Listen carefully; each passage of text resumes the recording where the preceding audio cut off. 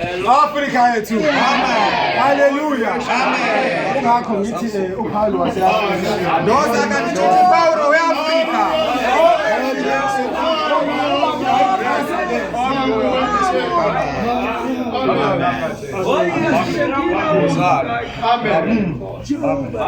Hallelujah.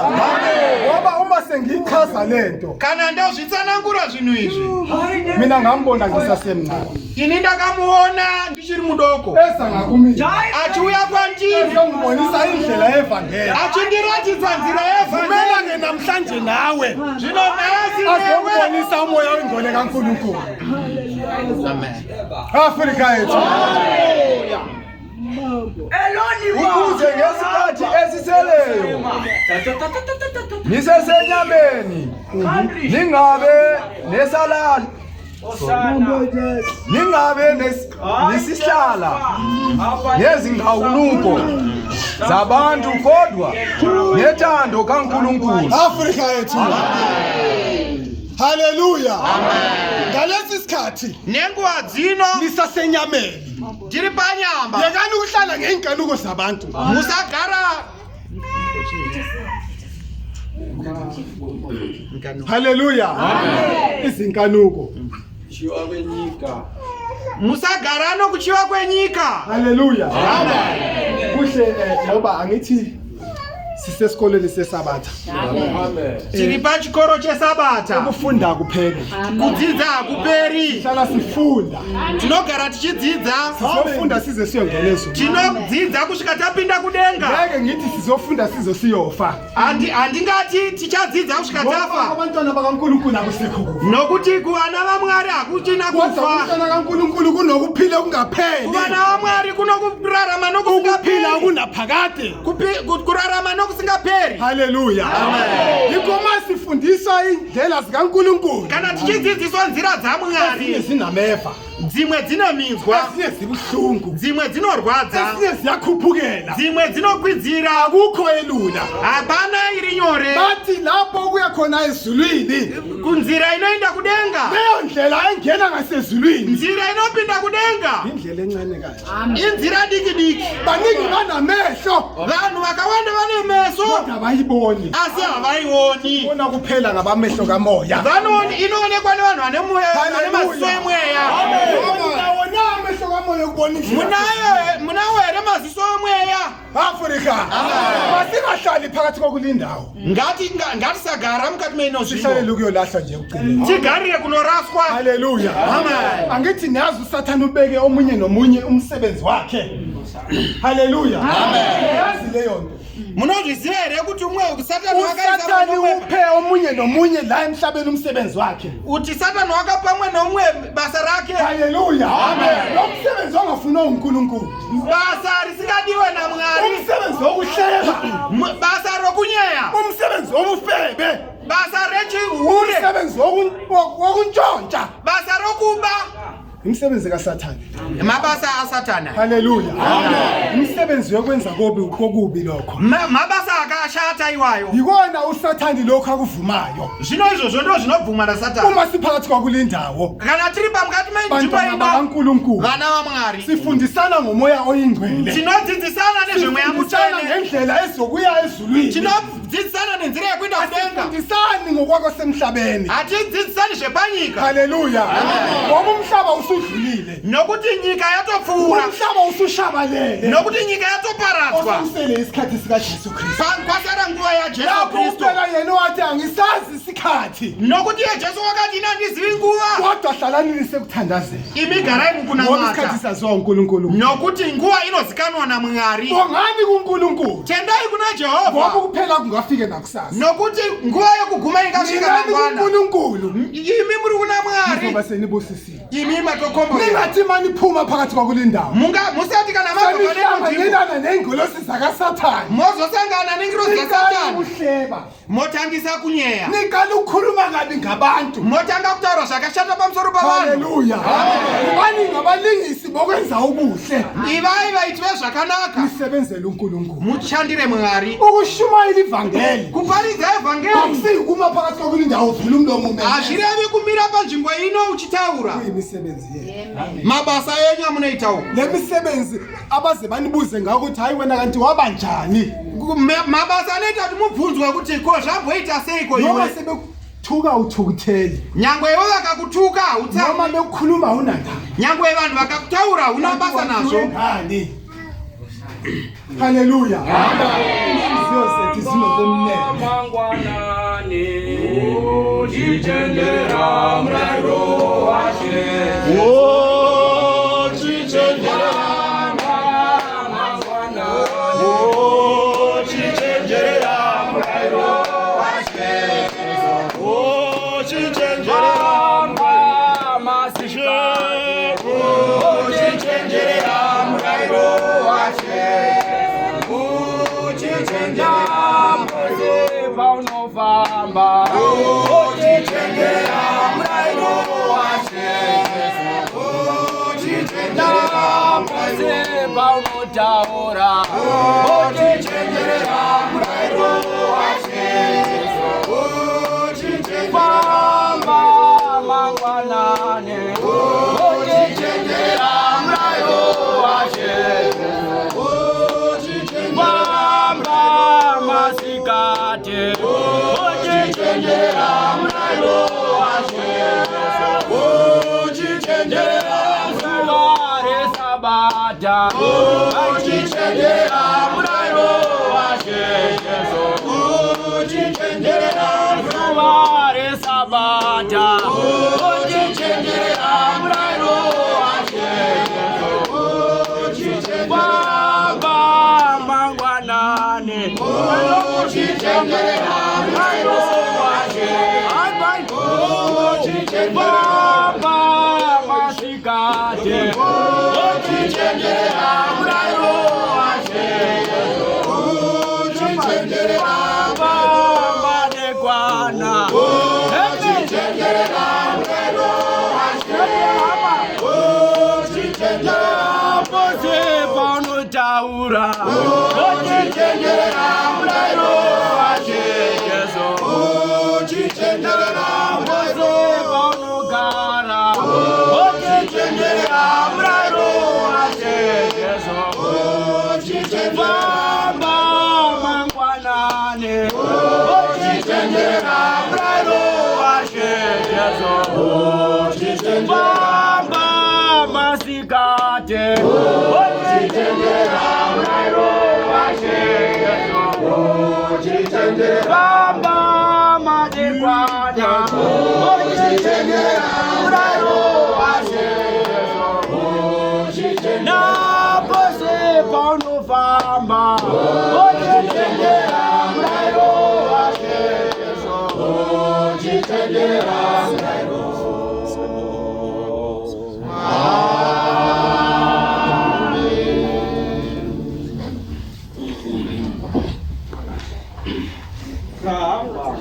ngokuba isikhathi esidlulileyo sasenele ukwenza ukuthanda ngabezizwe haleluya hema ngokuba isikhathi esidlulileyo sasenele ukwenza ukuthandwa ngabezizwe ngokuhamba ngamanyala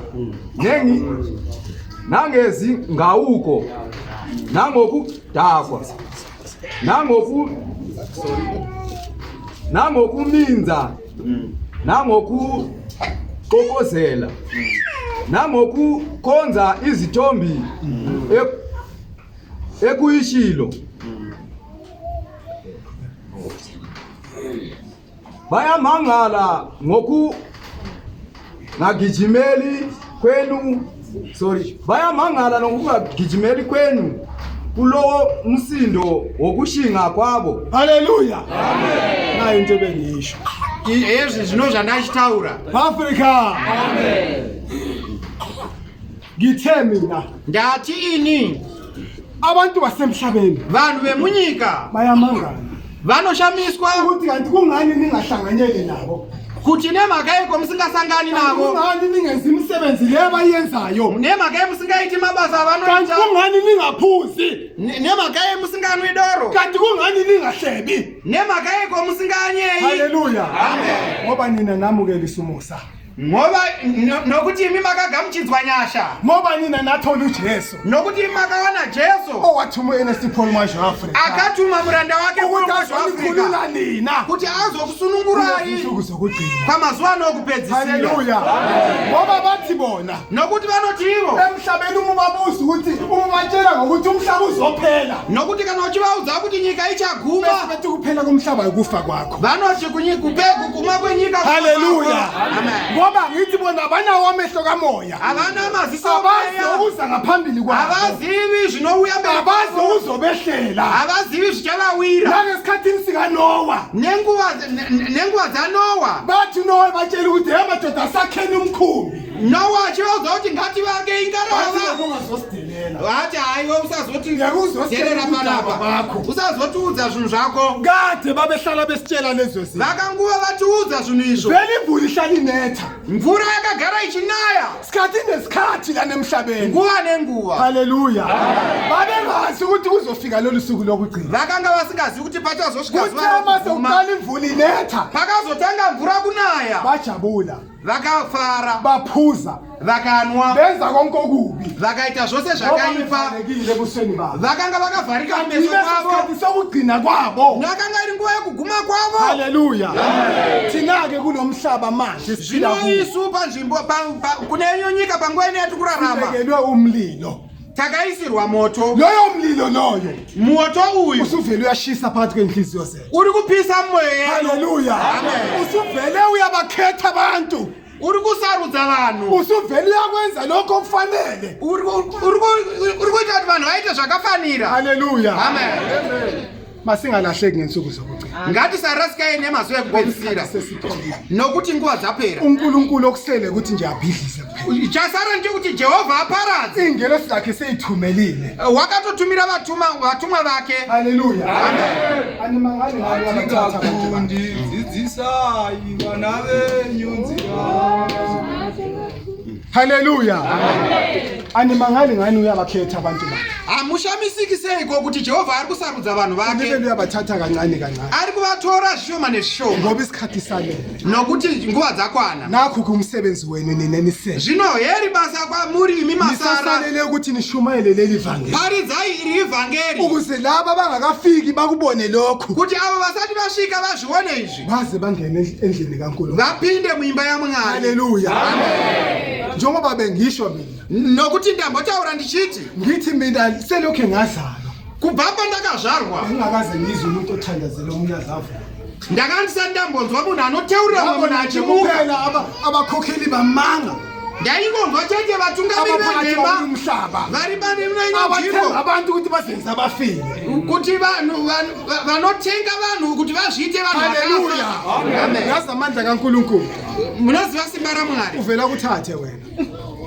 mwari anobva akutora haleluya Amen. angithi wena ufekhile ukufa kwakho handiti iwe wonga uchimboita hako Uvela kuthathe manje kunge wafa ngokwempela. zvino mwari anobva azokutora yikho njengoba thina sesime phakathi kwakule ndawo zvino zvatamira pane ino nzvimbo simele ukuthi omunye nomunye ashumayele ivangeli tamirira kuti umwe noumwe aparidze iri kukhona evhangeri nabantu abangakalibona basalinde wena ubashumayele kuti vanhu vaone evhangeri vasati vaona andibana evhangeri uNkulunkulu azoshabalalisa lo mhlaba vakamirira kuti jehovha azoparadza inyika haleluya anikakubona okuzayo hamusati mazviona kodwa zvinouya amehlo kamoya sebekubonile asi vanemaziso emoya vazozviona nenhlupheko esikuyo manje kutambudzika uku kwatiri makuri inhlupheko ebonwa kuphela ngabantu bakamoya kutambudzika kunoonekwa nemaziso amweya abasemhlabeni banemali vanhu vari munyika umu vane mari wathiwa ngensuku zokugcina wonke umuntu uzoba nemali kwanzi pamazuva ekupedzisira vanhu vose vachava wonke umuntu nemari uzoyenza intando yakhe umwe noumwe achaita zvaanoda wonke umbuso uzoyenza konke okuthandayo kutonga kwose kuchaita zvakunoda haleluya abanzeki hazvisi kuitika here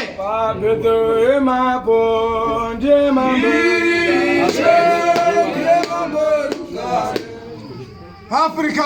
Amen. Elokugcina ke bantwana bakaNkulunkulu. Zvino ndichipedzisa Uma sengithi uNkulunkulu abusisa izinhliziyo zenu. kana ndichiti Mwari aropafadze moyo yenyu. uNkulunkulu aniphe izibusiso kukini nonke enizicelile. Mwari akupe zvikomborero zvose zvamakumbira. Lo uNkulunkulu wathuma uNesti Paul Mwasha. Mwari akatuma Paul Mwasha Yena Afrika. uNkulunkulu ozonibusisa kukho konke lokho. Ndiye achakukomborerai pane zvose zvamakumbira. Kukho konke. Pane zvose.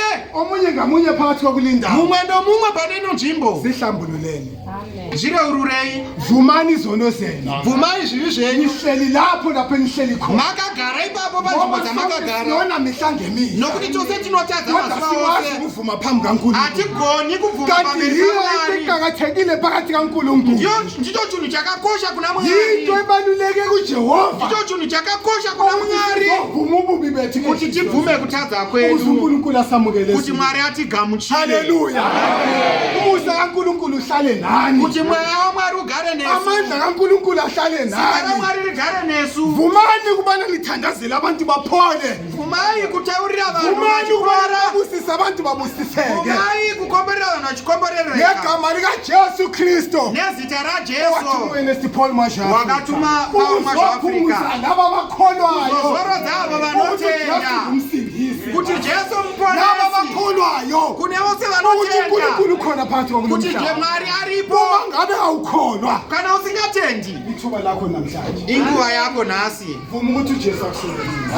Vuma kuti Jesu akushandise nhasi. Ukuthi uJesu ahambe nawe. Vuma kuti Jesu afambe newe. Uyazi amandla okushumayela. Simba rokuparidza. Awanamandla ukudlula lo muntu oculayo. Hapana simba pane simba iro remunhu ari kuimba. Athi ukuculela kujabulisa ingilosi zasezulu. Kuimba kunofadza ngilosi dzekudenga. noNkulunkulu mala uvula amazulu.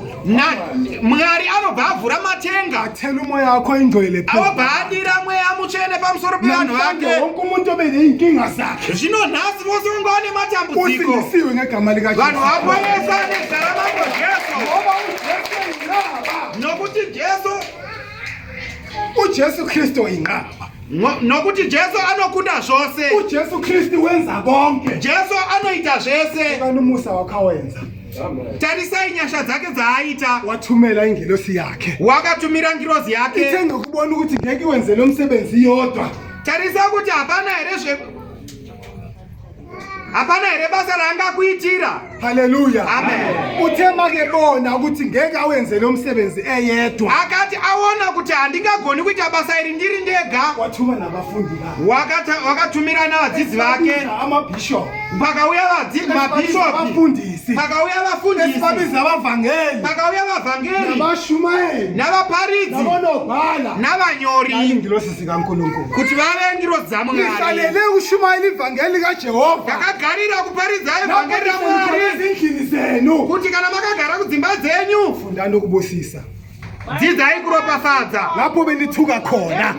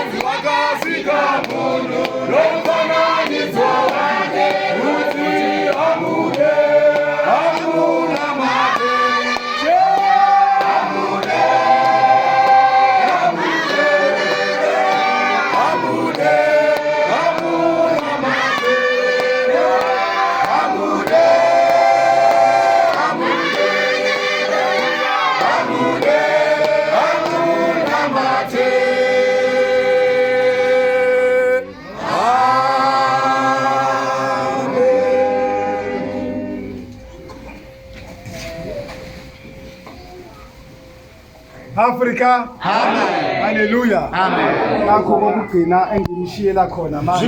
Zvino zvokupedzisira zvandinokusiyirai. Nethemba lokuthi nizokubamba lo. Ndinetariro yokuti muchazvibata izvi. Angithi ngangibona ngiphethe lencwadi. Handikuri kundoona ndakabata bhuku iri. Angithi nesithombe.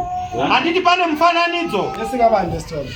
Kwa mufananidzo waniko uyu. Hallelujah. Amen. Niyavuma na uma ngithi uNkulunkulu loyo. Munovuma here kana ndichiti ndimwari uyu. Hallelujah. Amen. Bakhona abavumayo. Amen. Varipo here vanobvuma. Ngicela niphakamisa izandla ngibona. Hallelujah. Amen.